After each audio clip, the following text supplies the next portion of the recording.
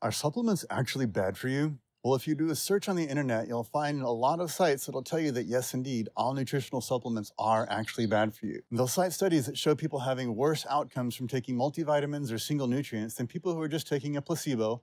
And the conclusion that they draw from this is that taking vitamins or minerals is bad for your health. And you want to know the kicker? They're right. Sort of. Hey guys, Cameron Day from DoubleTestosterone.com here, and you might be wondering how I can say that they're right about supplements being bad for your health. Don't we need supplements in this modern era of nutrient-depleted soils? Well, the answer is yes, we do need supplements, but the unfortunate reality is that a lot of the supplements on the market are actually bad for your health, and they're bad for your testosterone levels. But that doesn't mean that all supplements are bad for you. There are three major reasons that many supplements, maybe even most supplements on the market, are bad for your health. Number one is when there's synthetic versions of nutrients that are only bioavailable to your body in natural food-based forms. Number two is when they're nutrients that you actually should not be taking in a supplement form at all. Number three is when they're nutrients that you do need to supplement, but they're bonded with a compound that's harmful to your body. So in category number one, we have synthetic nutrients that are only bioavailable when you get them from food. And so that means your body can't utilize the synthetic nutrient, and it's actually a burden on your body. It's a toxin as far as your body is concerned because it can't utilize it as a nutrient. A great example of this is beta-carotene versus real vitamin A or retinol. So what you get in a supplement is almost always synthetically created beta-carotene, which is not bioavailable. What your body can actually use as vitamin A is animal-based retinol. Next, we have ascorbic acid, which is basically just the shell of the vitamin C molecule. So it's not the same thing to your body as vitamin C that comes from food. So you should be getting your vitamin A and your vitamin C from real foods. And if you want to supplement those, they need to be from food-based supplements. In category number two, which is nutrients that you shouldn't be taking as a supplement at all, we have things like iron and calcium. So if you eat a good whole foods diet, it's going to give you all of the iron and calcium that your body needs. And any excess of those minerals can cause a lot of problems like systemic inflammation. Then over time, that inflammation is going to lead to a wide variety of health problems, including low testosterone.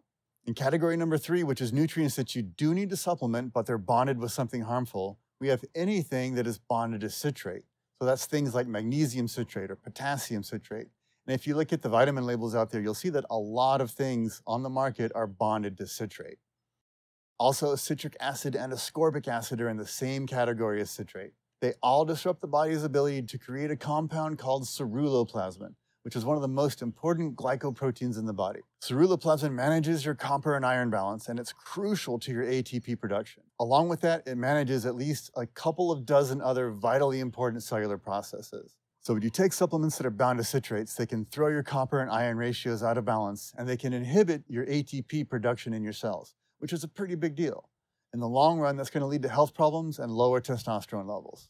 So unfortunately, the supplement landscape is a minefield of nutritional harm just waiting to blow up in your face. And those examples that I gave are really just the tip of the iceberg. So how widespread is that problem?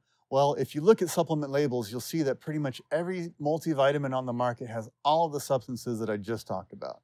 So your multivitamin is quite probably one of the factors that are undermining and lowering your testosterone levels. Now, in general, I don't recommend multivitamins at all because they always have the cheapest form of every nutrient possible. So they can say that they're giving you all those nutrients, but you're actually going to be a lot better off not taking those synthetic vitamins at all.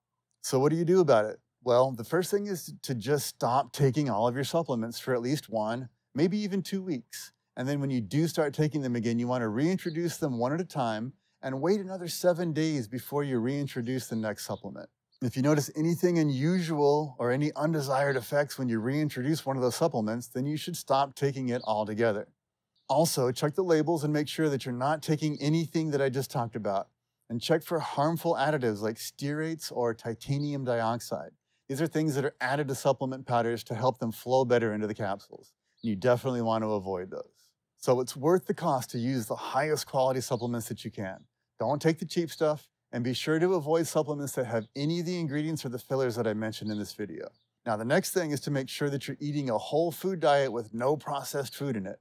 A diet that has healthy proteins and fats from animals that are living like animals are supposed to be living, which is outdoors, in the sun, eating what nature intended them to eat. You definitely want to avoid animals that were grown on feedlots, fattened up with grains and kept alive with antibiotics and hormones. Those are very toxic, unhealthy animals, and eating them creates inflammation in your body. Now, there's obviously a lot more to this topic, but if you just follow these basic guidelines, you're going to be in much better shape than if you were taking the wrong kinds of supplements. Now, with all that said, we do need supplements because our soils are very nutrient depleted, and most of the animals in our food supply are being raised on toxic food, antibiotics, and hormones. The quality of the food, water, and supplements you consume is such an important topic that it's where I start all of the men in my Double Your Testosterone program. They all see major improvements in their energy levels, sleep quality, and libido from the dietary changes I have them make starting on day one. If you want more information on that program, click the link in the description below. Now, if you like this video, click like, click subscribe, leave a comment, and click the bell icon to be notified when I upload new videos. Thanks for watching, and I'll see you in the next one.